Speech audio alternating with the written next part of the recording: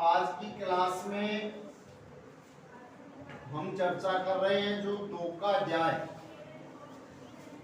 जो दो का पाठ हमने पढ़ा था उसके कुछ क्वेश्चन तो हमने करवा कर लिए थे।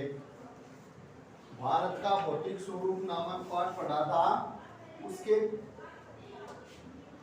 आधे के लगभग आधे से ज्यादा क्वेश्चन हमने कर लिए थे और जो दो चार निबंधात्मक प्रश्न शेष रह गए थे उनके बारे में चर्चा कर रहे हैं। और उनमें एक प्रश्न है, प्रश्न बोर्ड पे नहीं लिखा हुआ भाई, प्रश्न में बोल रहा हूँ आप ध्यान दे लेना, नंबर लिखे हुए हैं प्रश्न के, क्वेश्चन के नंबर लिखे हुए हैं। क्वेश्चन नंबर 4 और क्वेश्चन है भारत के प्रमुख भौतिक विभाग कौन कौन से हैं। दो भागों में बटा हुआ क्वेश्चन है। एक भाग तो क्या है, भारत के प्रमुख भौतिक विभाग कौन कौन से हैं। दूसरा है हिमालय क्षेत्र और प्रायद्वीपीय पठार के उच्चावच लक्षणों में क्या अंतर है।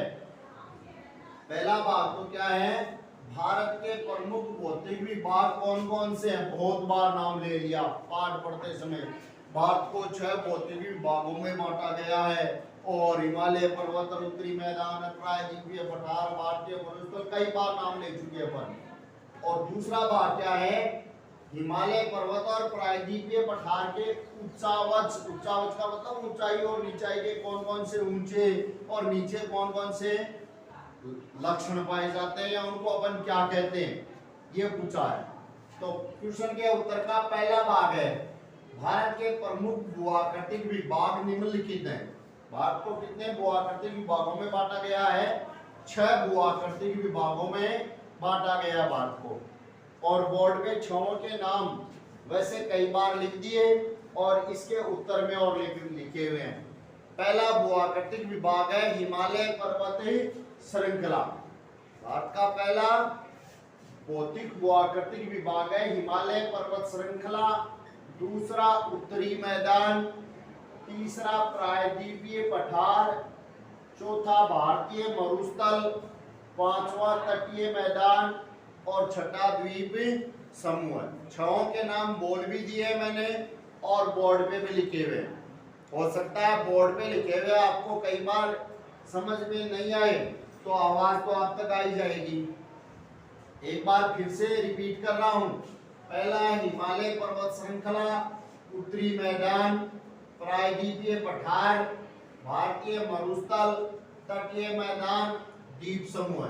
इन 6 भागों में बांटा गया है भारत को।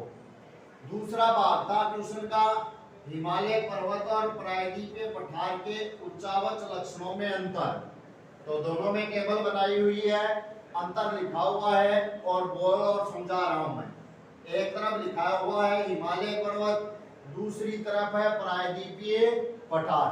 पहला अंतर है, हिमालय पर्वत है वो नवीन वल्लित पर्वतीय क्षेत्र है, यानी हिमालय पर्वत नवीन वल्लित पर्वत है। नवीन का मतलब बहुत पुराना नहीं है, कुछ समय पहले या कई 100, 200, 400 साल पहले ही बना है। और प्रायद्वीपीय पठारी क्षेत्र है वो क्या है कि प्राचीन, बहुत पहले का भूखंड है। यह पहला अंतर हो गया। यह तो है नवीन क्षेत्र और यह है प्राचीन क्षेत्र, पहला अंतर है। दूसरा अंतर है, हिमालय पर्वतीय क्षेत्र के 3 वल्लित श्रेणियां। हिमालय पर्वतीय क्षेत्र है उसको 3 भागों में बांटा गया है। एक का नाम हिमाद्री या महान हिमालय, दूसरा निम्न हिमालय और तीसरा शिवालिक। अगर उधर चले प्रायद्वीपीय पठार की तरफ तो उसको 2 भाग है। प्रायद्वीपीय पठार को कितने भागों में बांटा गया है, 2 भागों में, मध्यवर्ती भूमि और दूसरा दक्षिण का या दक्षिण का पठार। तीसरा अंतर है, हिमालय पर्वत में ऊंचे पर्वत शिखर और गहरी घाटियां हैं। हिमालय पर्वत है वहां पर ऊंचे ऊंचे पर्वत शिखर है और गहरी है घाटियां, जबकि पठारी क्षेत्र में या प्रायद्वीपीय पठार में चौड़ी और छिछली, यानी ऊंची नहीं है, इनकी चौड़ाई ज्यादा है और छिछली का मतलब गहराई कम है, कम गहरी। छिछली का मतलब क्या है, कम गहरी घाटियां और गोलाकार पहाड़ियां हैं।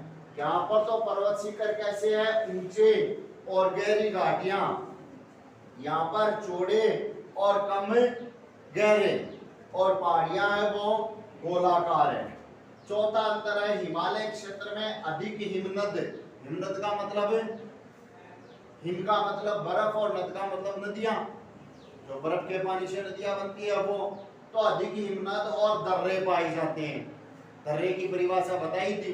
तो हिमालय पर्वतीय क्षेत्र में अधिक हिमनद और दर्रे हैं, जबकि पठारी भूमि में क्या था, यह भूमि पठारी है, प्रायद्वीपीय पठार का इलाका पठारी है, तो वहाँ हिमनद तो है ही नहीं, हिमनद नहीं पाए जाते, वहाँ हिमनद तो है नहीं, केवल सीमित मात्रा में। सीमित का मतलब है संख्या में कम, कुछ एक ही। यहाँ पर तो खूब दर्रे हैं और यहाँ पर कम संख्या में कुछ एक दर्रे पाए जाते हैं। हिमालय पर्वत का निर्माण किससे हुआ है? अत्यधिक संपीड़ित और परिवर्तित चट्टानों से। एक अंतर यह भी है, निर्माणकारी तत्व है। तो हिमालय पर्वत है, उसका निर्माण तो अत्यधिक संपीड़ित और परिवर्तित चट्टानों से हुआ है, और पठारी क्षेत्र का निर्माण है वो पुराने क्रिस्टलीय, आग्नेय और रूपांतरित चट्टानों से हुआ है। अगला प्रश्न है, भारत के उत्तरी मैदान का वर्णन कीजिए। ये जब उत्तरी मैदान पढ़ाया था, जब उत्तरी मैदान पढ़ाया था उस समय का वीडियो अगर आपके पास है तो उत्तरी मैदान की विशेषताएं लिखी थी मैंने। उत्तरी मैदान की विशेषताएं बोर्ड पे लिखी थी, वही इसकी विशेषता है, उत्तरी मैदान का वर्णन है। विशेषताएं मैं बोल देता हूं और आप उस वीडियो में अगर आपके पास है तो ढूंढ लेना, और नहीं है तो मैं बोल रहा हूं सुन लो। तो क्या है? पहली विशेषता है उत्तरी मैदान पर्वतीय प्रदेश और प्रायद्वीपीय पठार के मध्य स्थित है। ऐसा का ऐसा ही लिखा हुआ है। पहली विशेषता कहाँ स्थित है? उत्तरी मैदान प्रायद्वीपीय, उत्तरी मैदान है हिमालय पर्वतीय क्षेत्र और प्रायद्वीपीय पठार के मध्य में स्थित है। दूसरी विशेषता है इसकी, इस मैदानी क्षेत्र का विस्तार है 7 लाख वर्ग किलोमीटर क्षेत्र में है। तो अगर आपके पास वीडियो तो उसमें देख लोगे, वरना मैं बोल रहा हूँ सुन के लिख सकते हो। लिखते समय अगर लिखने में थोड़ी आप धीरे लिखते हो तो वीडियो को रोक भी सकते हो उस समय। तो पहली विशेषता के बाद में दूसरी है, इस मैदानी क्षेत्र का विस्तार है वो 7 लाख वर्ग किलोमीटर क्षेत्र में है, और यह मैदान 2400 किलोमीटर लंबा, 240 से 320 किलोमीटर चौड़ा है। दूसरी विशेषता। तीसरी है, यह मैदान उत्तर में हिमालय से आने वाली नदियों द्वारा लाए गए महीन जलोढ़ों द्वारा निर्मित है। तीसरी विशेषता, यह मैदान हिमालय क्षेत्र है, वहां से जो नदियां क्या करती है, अपने साथ महीन जलोढ़ क्षेत्र लाती है, उनसे बना हुआ है। चौथी है, उच्चावच में बहुत कम विषमताओं वाला यह लगभग समतल भूभाग है। उच्चावच में बहुत कम विषमताएं हैं इनमें और समतल भूभाग है। अगला है, यह मैदान 3 प्रमुख नदी प्रणाली सिंधु, गंगा और ब्रह्मपुत्र और इसकी सहायक नदियों से बना है। पांचवी विशेषता, उत्तरी मैदान है वो 3 प्रमुख नदी प्रणाली सिंधु, गंगा, ब्रह्मपुत्र और इसकी सहायक नदियों के द्वारा बना है यह मैदान। अगली विशेषता है, इस मैदानी क्षेत्र की उपजाऊ मृदा, पर्याप्त जलापूर्ति और अनुकूल जलवायु इसे कृषि के लिए आदर्श बनाती है। अगली विशेषता क्या है कि इस मैदान में, यह मैदान है वो कृषि कार्य करने के लिए उपयुक्त है। कैसे है उपयुक्त? इस मैदान की मिट्टी है वो उपजाऊ है, उपजाऊ मिट्टी, पानी यहाँ पर पर्याप्त है, पर्याप्त जलापूर्ति और अनुकूल जलवायु। इस मैदान में उपजाऊ मिट्टी, पर्याप्त जलापूर्ति और अनुकूल जलवायु क्या करती है, यहाँ कृषि कार्य करने के लिए अच्छा मैदान है। आकृतिक भिन्नता के आधार पर उत्तरी मैदान को 4 भागों में बांटा गया। 7वीं विशेषता, आकृतिक भिन्नता के आधार पर उत्तरी मैदान को 4 भागों में बांटा गया है। 1 नंबर भाबर, 2 पर तराई, 3 पर बांगर और 4 पर खादर। ये 7 विशेषताएं हैं, उस वीडियो में हमें उपलब्ध हो जाएगी, अगर नहीं है तो इसमें लिखी हुई है। अगला प्रश्न है निम्नलिखित पर टिप्पणी लिखनी है। यह भी आपको करवाया हुआ वीडियो में। कौन कौन सा मध्य हिमालय, मध्य उच्चभूमि और भारत के द्वीप समूह है, इनकी विशेषताएं भी पूरी लिखी हुई है। मध्य उच्चभूमि क्या है और मध्य हिमालय और भारत के द्वीप समूह है, तो इनकी भी मैं बोल रहा हूं, आप सुन लेना। वीडियो में मिल जाए तो बहुत अच्छी बात है, नहीं मिले तो सुनकर लिखना है। मध्य हिमालय की विशेषता बोल रहा हूं। पहले सबसे पहले हमें क्या करना है, इन पर संक्षिप्त टिप्पणी लिखनी है। तो सबसे पहले है मध्य हिमालय। मध्य हिमालय पर्वत श्रृंखला हिमालय पर्वत की सर्वोच्च श्रेणी हिमाद्री के दक्षिण में समानांतर रूप से फैली है। पहली विशेषता है जो मध्य हिमालय है वह हिमालय पर्वत की सर्वोच्च पर्वत श्रेणी, पहला भाग हिमाद्री है, उसके दक्षिण में समानांतर रूप से फैली है। इसे हिमाचल या निम्न हिमालय के नाम से भी जाना जाता है। इसका दूसरा नाम है हिमाचल या निम्न हिमालय। दूसरी विशेषता है इसकी ऊंचाई, औसत ऊंचाई 3700 से 4500 मीटर है। दूसरी विशेषता इसकी मध्य हिमालय की, इसकी औसत ऊंचाई है वो कितनी है, 3700 से लेकर 4500 मीटर है और औसत चौड़ाई लगभग 50 किलोमीटर है। ऊंचाई तो है 3700 से 4500 मीटर और चौड़ाई है 50 किलोमीटर। तीसरी है हिमालय की मध्यवर्ती बीच की श्रेणी है। ऊपर तो आ गई हिमाद्री और नीचे आ गया शिवालिक, बीच की श्रेणी है मध्यवर्ती। इसका सर्वाधिक भाग है वो असम राज्य में है। पांचवी विशेषता, सबसे ज्यादा मध्य हिमालय असम राज्य में है। इसमें पीर पंजाल श्रृंखला सबसे लंबी और महत्वपूर्ण श्रृंखला है।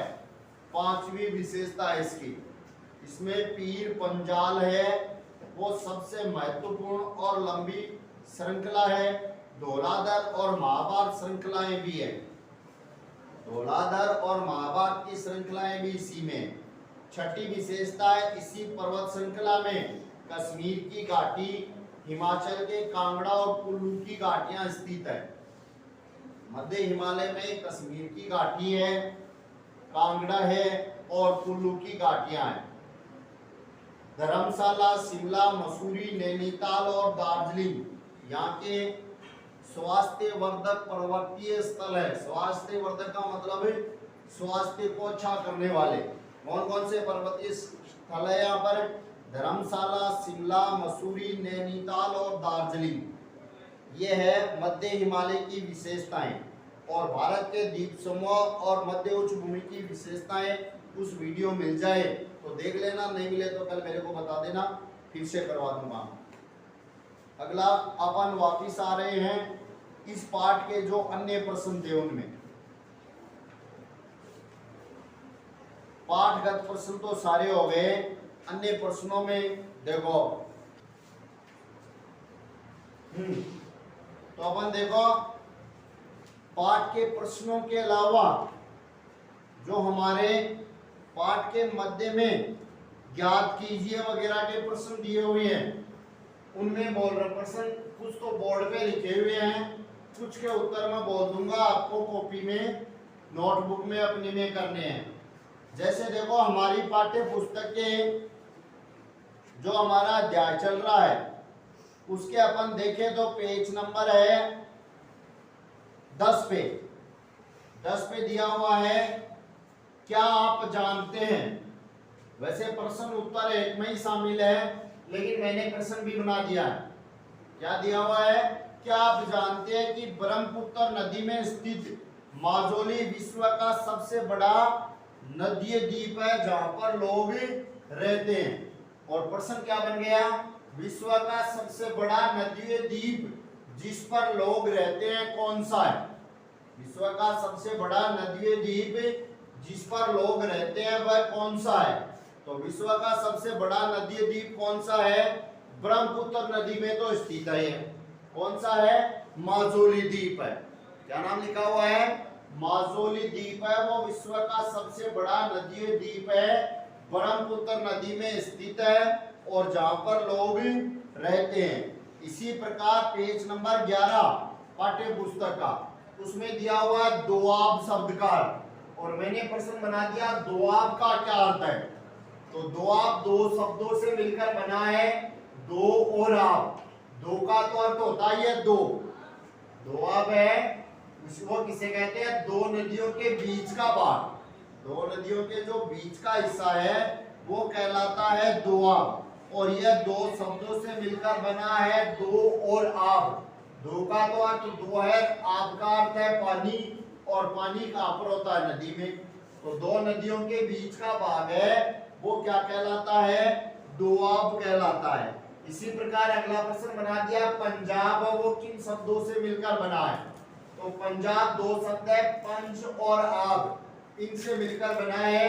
पंच का अर्थ है पांच और आब का अर्थ है पानी, यानी पांच नदियों वाला संगम क्या कहलाता है, पंजाब कहलाता है। पंच का पंच और आब दो शब्द हैं।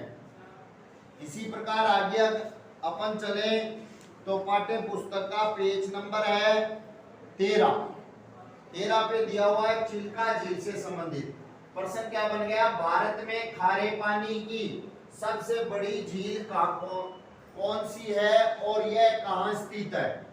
प्रश्न उत्तर किताब में दिया हुआ है, मैंने पहले भी बताया था ज्ञात कीजिए, उसका तो प्रश्न हमें ढूंढना पड़ेगा। और क्या आप जानते हैं उसमें प्रश्न और उत्तर दोनों शामिल है, हमें केवल प्रश्न बनाना है। तो बनाने का काम मैंने कर दिया है। भारत में खारे पानी की सबसे बड़ी झील कौन सी है और यह कहां स्थित है। तो खारे पानी की सबसे बड़ी झील का नाम है चिल्का झील। जनरल नॉलेज का क्वेश्चन भी है, ये सारे क्वेश्चन हमारे जनरल नॉलेज में भी काम में आने वाले हैं। वैसे तो अपन सामाजिक पढ़ रहे हैं, वो सारे का सारा जनरल नॉलेज ही है, लेकिन ये महत्वपूर्ण प्रश्न है। बहुत बार जनरल नॉलेज की अपनी जो परीक्षा लगती है उसमें पूछे जाते हैं, और आगे और देंगे तो उनमें भी खूब आएंगे। तो भारत में खारे पानी की सबसे बड़ी झील का नाम है चिल्का झील, और यह कहां स्थित है, उड़ीसा में। कहां पर है, उड़ीसा में। उड़ीसा में भी कहां है, महानदी डेल्टा है, महानदी, उड़ीसा की एक नदी है जिसका नाम है महानदी, डेल्टा है, उसके दक्षिण में स्थित है। अगला है पेज नंबर 14 पे, भारत का एकमात्र सक्रिय ज्वालामुखी कौन सा है। और भारत का एकमात्र सक्रिय, भारत में एक ही है, एकमात्र का मतलब केवल एक ही, सक्रिय ज्वालामुखी। ज्वालामुखी के कई प्रकार होते हैं, पीछे आ गया है, पीछे की कक्षाओं में हमने पढ़ लिया कि ज्वालामुखी कौन कौन से होते हैं, सुषुप्त, सक्रिय, ऐसे कई ज्वालामुखी पढ़े हैं हमने।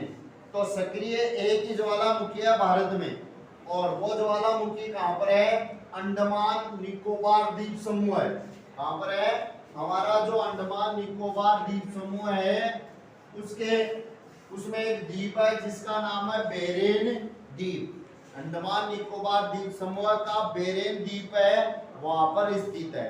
तो ये तो पाठ में क्वेश्चन थे, क्या याद कीजिए।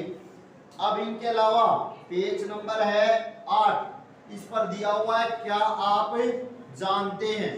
तो क्या आप जानते हैं वाले प्रश्न है, वो प्रश्न तो किताब में लिखे हुए हैं, प्रश्न तो क्या किए हुए हैं, किताब में लिखे हुए हैं। उत्तर मैं बोल रहा हूं, पहले भी एक बार बोल चुका हूं, पहले भी जब हमने पाठ पढ़ा था तब उनके उत्तर दोहरा चुका हूं, फिर से बोल रहा हूं। तो पेज नंबर है 8, उस पर एक क्वेश्चन दिया हुआ है, महान हिमालय में पाई जाने वाली हिमानियों और दर्रों के नाम। बोर्ड पे लिखे हुए थे शायद उस समय। तो महान हिमालय में पाई जाने वाली हिमानियों के नाम तो है, एक नंबर पे सियाचिन हिमानी, एक नंबर पे तो क्या है, सियाचिन। 2 पे है मिलाम, मी छोटी, ला और मैं। 3 पे है गंगोत्री। 4 पे है जेमू, जेर और मू। 5 पे है बाल्टोरो, बा आधा ले टोरो, बाल्टोरो। और 6 पे है बियाफो, बी छोटी, आ और फो, बियाफो। सुन लो, 1 नंबर पे सियाचिन, 2 पे मिलाम, 3 पे गंगोत्री, 4 पे जेमू, 5 पे बाल्टोरो, 6 पे जियाफो। ये तो हुई हिमानियां। तो अपन उत्तर में लिखेंगे महान हिमालय में पाई जाने वाली हिमानियां, और उनके नाम 6 के बोल दिए। फिर नीचे लिखेंगे, दो बातें पूछी है ना, महान हिमालय में पाई जाने वाली हिमानिया और दर्रों के नाम। तो दो पे दर्रे हैं, तो अब एक तो लिख दिया महान हिमालय में पाई जाने वाली हिमानिया, और नीचे लिखेंगे महान हिमालय में पाए जाने वाले दर्रे। दर्रों के नाम है बुर्जील दर्रा, ब के छोटी ऊ की मात्रा, ज के छोटी ई और ऊपर है बुर्जील दर्रा। फिर है जोजिला दर्रा 2 नंबर पे। 3 पे है सिपकीला, शंकर वाला से छोटी की मात्रा, सी पै की बड़ी और ला, सिपकीला दर्रा। फिर है बापा बारा लाचा, क्या नाम लिखा है, बारा लाचा, बारा लाचा ला, ये दर्रे का नाम है, बारा लाचा ला। और 5 पे है नाथुला दर्रा। 5 दर्रों के नाम है बुर्जील, जोजिला, सिपकीला, बारा लाचा ला और नाथुला दर्रा।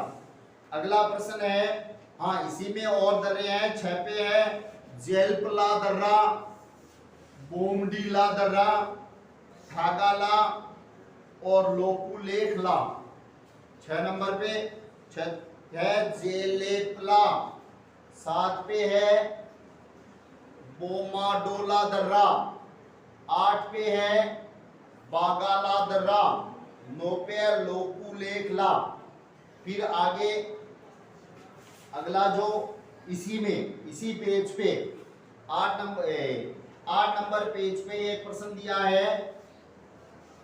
हाँ, इसी प्रश्न के नीचे महान हिमालय में पाई जाने वाली हिमानिया और दर्रों के भारत के उन राज्यों के नाम जहाँ ऊपर दिए गए ऊंचे पर्वत शिखर है।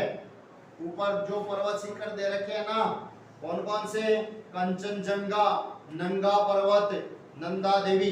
देखो ऊपर इसी में हिमालय के कुछ ऊंचे शिखर और जिन पे भारत नाम लिखा हुआ है, जिनके आगे नेपाल भारत ऐसे लिखा हुआ है ना, तो जिनके आगे भारत नाम लिखा हुआ है उनके नाम बताने हैं। तो एक तो लिखा हुआ भारत कंचनजुंगा के आगे, तो कंचनजुंगा तो है सिक्किम में, क्या लिखोगे, एक तरफ पर्वत शिखर और उसके आगे नाम।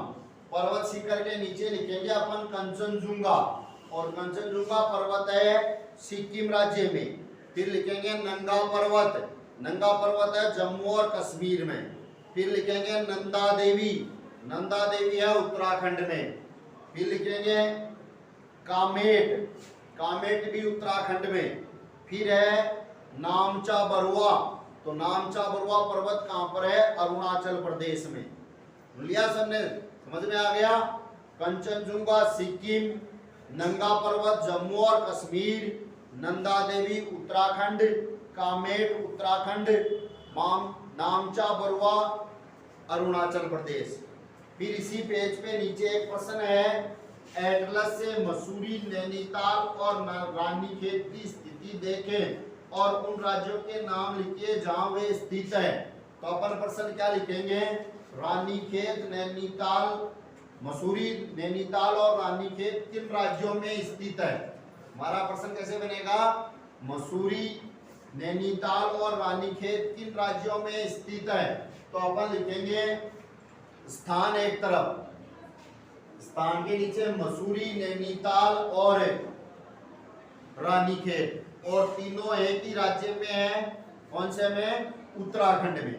मसूरी आगे उत्तराखंड, नैनीताल उत्तराखंड, रानीखेत उत्तराखंड। ये क्वेश्चन हो गए आपके पाठ के अन्य प्रश्नों में। इसके अलावा और क्वेश्चन है वो कल करेंगे अपन।